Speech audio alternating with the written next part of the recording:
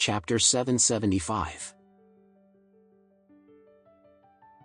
When Lady Richard heard Michael asking her to either sell off their furniture or their antiques, she could not help but feel a little angry.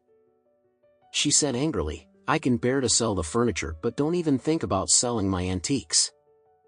Those antiques are the only thing that your father left behind as my retirement fund before he died." Michael hurriedly persuaded, "Mom, the most important thing is to make sure that we live well and survive while we're still alive.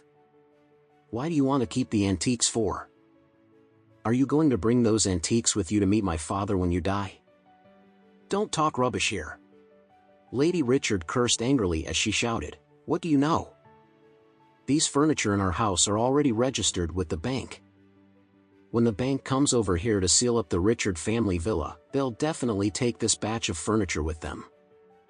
However, the bank doesn't know anything about the antiques that we have. These antiques will be able to save our lives once the bank takes possession of our house." Michael finally understood what his mother was saying at this time. If they sold the furniture now, it would be tantamount to secretly disposing of the assets that had already been mortgaged to the bank in advance. Therefore, they could treat this as an opportunity to make up for their losses. However, if they sold their antiques now and if the bank found out about it, then the bank would definitely try their best to find the antiques that they had hidden. Therefore, they really should not sell their antiques and they should only do so as their last resort. At this time, Michael hurriedly said, "You're right, Mom. You've really thought about everything more comprehensively. I'll listen to you."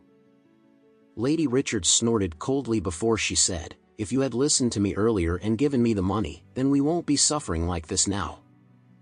Lady Richard could not help but feel extreme rage and anger as she thought about the heavy debts and the tragic financial situation of the Richard family. This was all thanks to Michael's wife, Lucy. If it weren't because of that bitch Lucy who ran away with the money, then the Richard family would not be in this miserable situation right now. Furthermore, Lady Richard has already asked her son to take out the $7 million and hand it over to her so that they could repay part of their foreign debt to the bank first. After that, they could slowly think of a situation to pull through their difficulties. However, her plan had already failed completely. They did not have any more money on hand and the person with the money had already disappeared. Moreover, the bank was already knocking on their front door to collect their debts. The Richard family was in a very desperate and tragic situation at the moment. As she thought about it, Lady Richard could not help but feel even more frustrated and furious.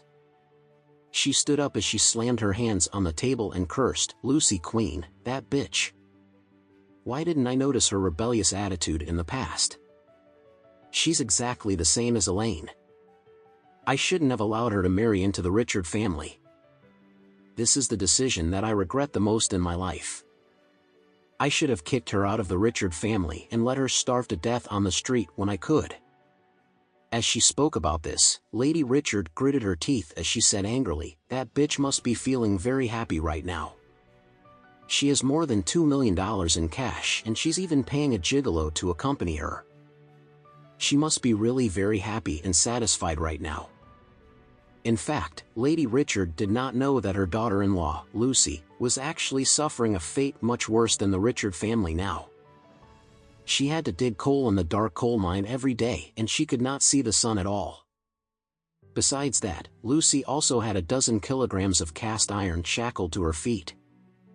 She had to work at least 12 hours a day before she could finally rest.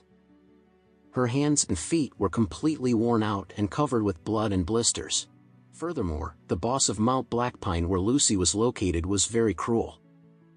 He had arranged a very fierce and abusive supervisor to look after the group of laborers that Don Stephen had sent over to dig for coal.